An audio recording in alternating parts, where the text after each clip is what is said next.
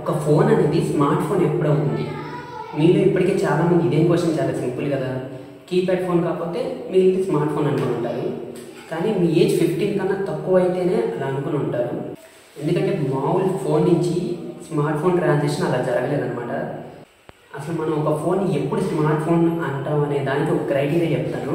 మొత్తం 3 పాయింట్స్ ఉంటాయి. ఫస్ట్ది ఇంటర్నెట్ కనెక్టివిటీ ఉండాలి, సెకండ్ది మల్టీ టాస్కింగ్ ఉండాలి, థర్డ్ది ఓఎస్ అనమాట.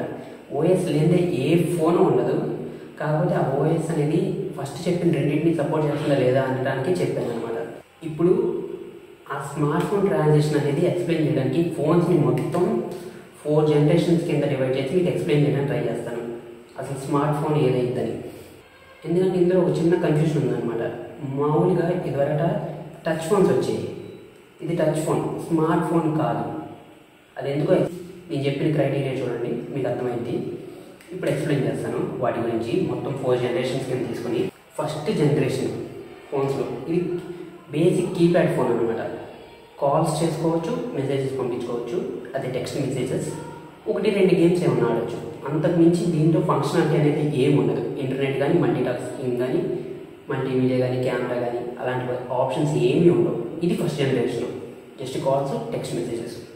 ఇది అయిపోయింది. ఇది స్మార్ట్ ఫోన్ కాదు, ఎందుకంటే చెప్పిన క్రైటీరియాలో ఏది మ్యాచ్ అవ్వాలి. ఇప్పుడు సెకండ్ జనరేషన్ కీప్యాడ్ ఫోన్స్ అనమాట. ఇందులో కెమెరా ఉంది, ఇంటర్నెట్ ఉంది, మల్టీమీడియా కూడా ఉంది. కాకపోతే లేనిది మల్టీ టాస్కింగ్ అనమాట. సో ఇది స్మార్ట్ ఫోన్ కాదు. ఇది థర్డ్ జనరేషన్ టచ్ ఫోన్.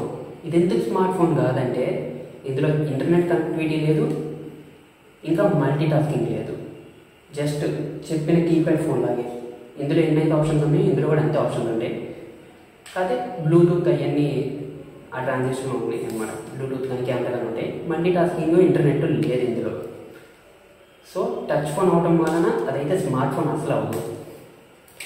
ఇప్పుడు చూడండి, ఫోర్త్ జనరేషన్. ఇది స్మార్ట్ ఫోన్. ఎందుకంటే ఇందులో ఇంటర్నెట్ కనెక్ట్ చేసుకోవచ్చు, సిమ్ అయినా కానీ, వైఫై అయినా కానీ. ఇంకోటి మల్టీ టాస్కింగ్ ఉంది, చూపిస్తాను మీకు.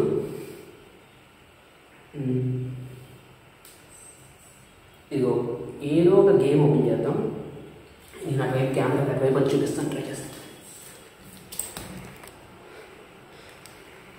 సో ప్రస్తుతానికి ఇప్పుడు ఒక గేమ్ అయితే ఓపెన్ చేస్తున్నాను అనమాట. చూడండి,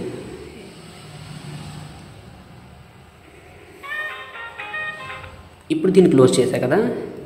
ఇది బ్యాక్గ్రౌండ్ ఉందో లేదో చూద్దాం. ఇప్పుడు హోమ్ బటన్ని లాంగ్ ప్రెస్ చేసి చూపిస్తా. ఇదిగో బ్యాక్గ్రౌండ్లో ఉంది. ఓపెన్ అప్లికేషన్స్ ఇవన్నీ బ్యాక్గ్రౌండ్లో ఉన్నాయి అనమాట. మల్టీ టాస్కింగ్ చేయొచ్చు కాబట్టి, ఇంటర్నెట్ ఉంది కాబట్టి దీన్ని అయితే స్మార్ట్ ఫోన్ అంటాం.